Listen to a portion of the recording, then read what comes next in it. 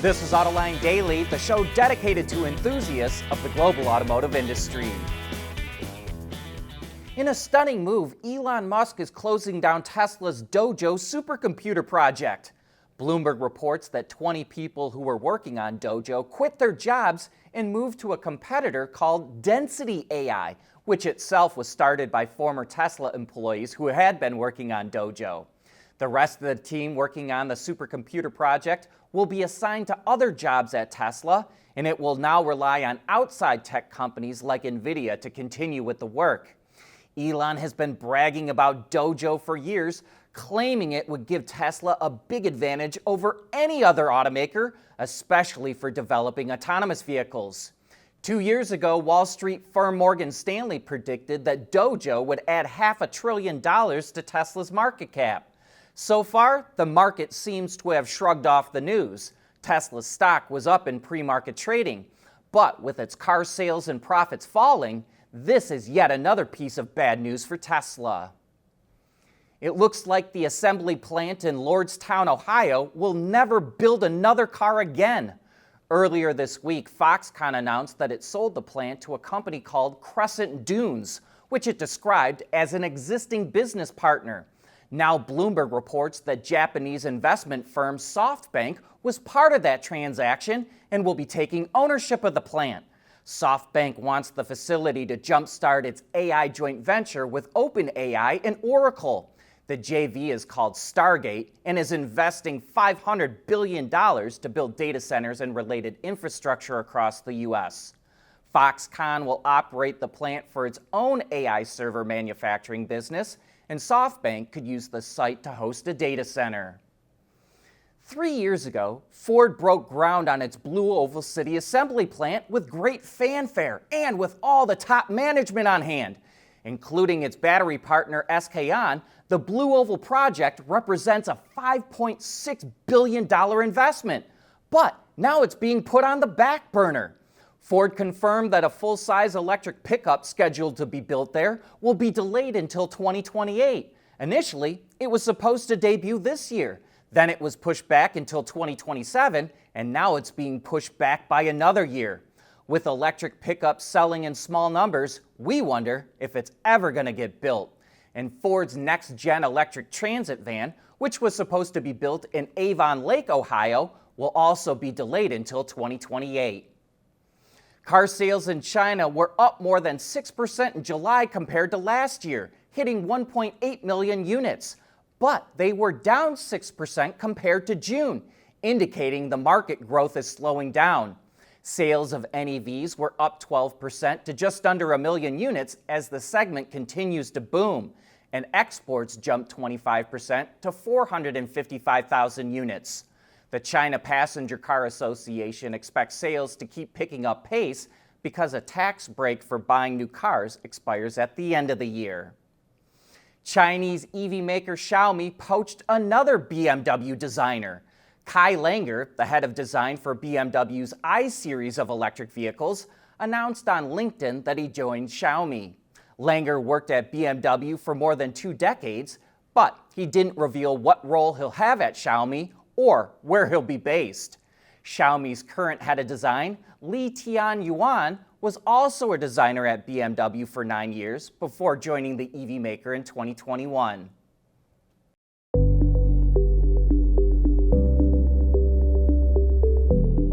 Developing today's vehicles, issues can happen in an instant. What good is knowing your problems without the data to solve them? Meet Wireless Neovi Cloud, your secure off-the-shelf solution, empowering real-time collaboration for quick resolution. With Wireless Neovi Cloud, your team can prevent issues before they can escalate. Driver communication data and remote diagnostics to analyze and resolve your problems using OTA, allowing your executives oversight throughout the process. Wireless Neovi Cloud, your vehicle update solution in production and on the road. Intrepid Control Systems, driven by your data.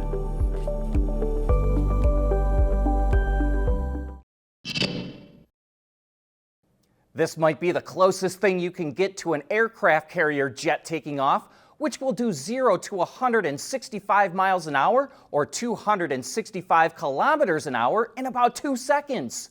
A Chinese regulator revealed that BYD's Yangwang brand is coming out with a new version of its U9 hypercar that will have roughly 3,000 horsepower. The Track Edition features 4 555 kilowatt electric motors, one at each wheel, and a more aggressive aero package. It also looks like there could be some upgrades to the brakes, wheels, and tires, and a sportier interior wouldn't be surprising either. The version of the U9 that's already on sale in China has nearly 1,300 horsepower and does 0 to 100 kilometers an hour in under 2.4 seconds. So, the new Track Edition should challenge or beat other hypercars like the Rimac Navara, which only has about 1,900 horsepower. Or maybe it's trying to take back the Nürburgring lap record from Xiaomi. And the same regulator that revealed the Yangwang also detailed ranges for the new 6-seat version of the Tesla Model Y and the new rear-drive long-range version of the Model 3. On China's test cycle, the Model YL, which is 150 millimeters or about 6 inches longer, gets 751 kilometers or 466 miles of range. That would be about 350 miles of range on the EPA test. The Model 3 Plus, which combines a more powerful single rear motor with its more powerful battery pack for the first time, is rated at up to 830 kilometers or 515 miles of range. That's about 80 kilometers or about 50 more miles of range compared to the all-wheel drive version of the Model 3 with the same battery pack. Both models should be going on sale soon in China. The all-new Dodge Charger won't be EV only for much longer.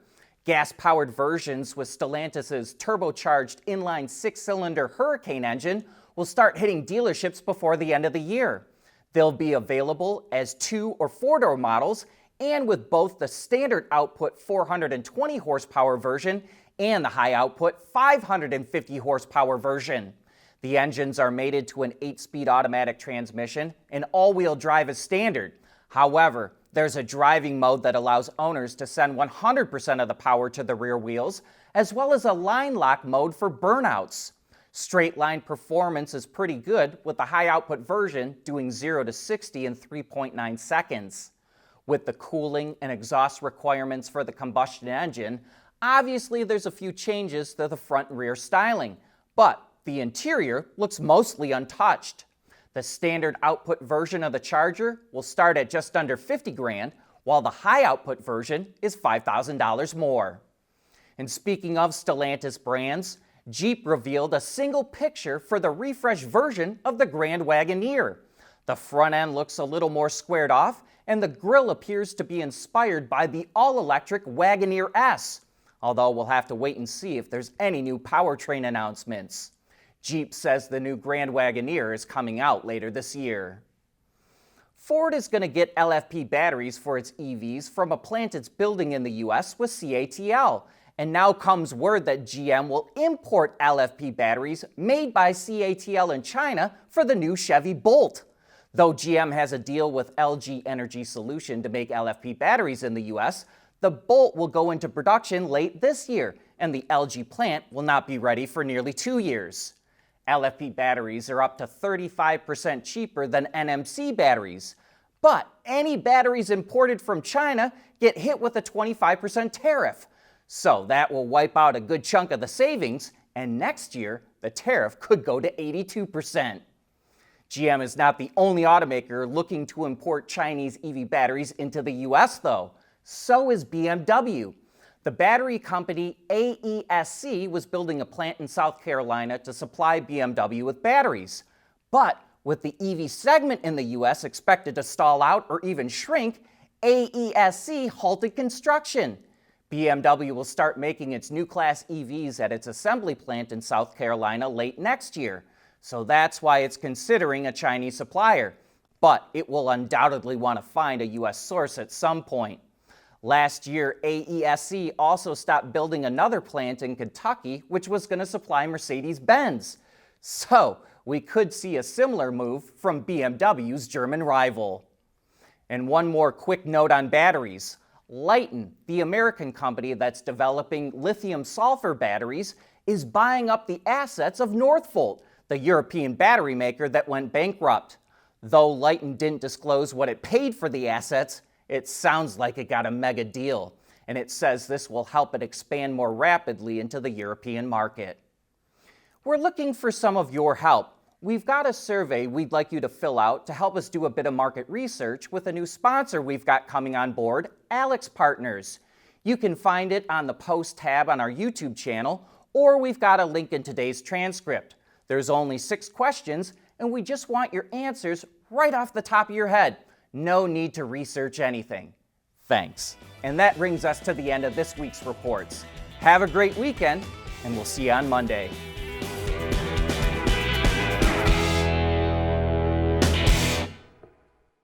Autoline Daily is brought to you by Bridgestone, solutions for your journey. CSP, the composites solution partner.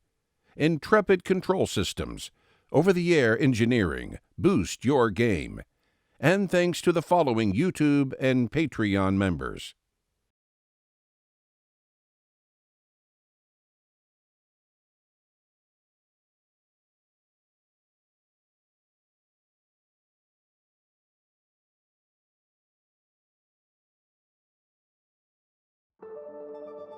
At CSP, we work with OEM engineers across the country on their journeys to lighter, safer, and more eco-friendly vehicles.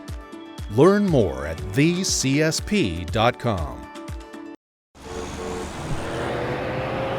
Making a life full of memories, one road trip at a time. That's what really matters. Bridgestone Weather Peak tires with a 70,000-mile limited warranty. Wards is the industry leader for news, data, and analysis. That's why companies across the globe subscribe to our premium service, maybe even your own. Log in for subscriber access now. Check your company's intranet for details, and rely on wardsauto.com to keep you informed.